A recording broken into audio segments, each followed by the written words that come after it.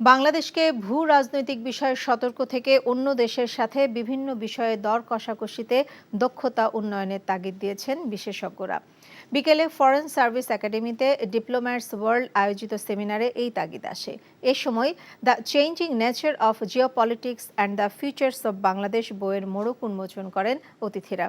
আলোচনায় আন্তর্জাতিক সম্পর্ক বিশেষজ্ঞ ডক্টর ইমতিয়াজ আহমেদ বলেন, প্রযুক্তিকে ব্যবহার করে বৈদেশিক কূটনীতিতে উন্নতি করতে হবে বাংলাদেশকে।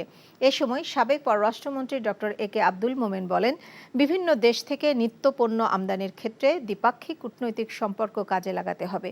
এক্ষেত্রে সরকারের কাছে নিত্যপণ্যের উৎপাদন ও চাহিদার সঠিক তথ্য থাকতে হবে বলেও জানান তিনি।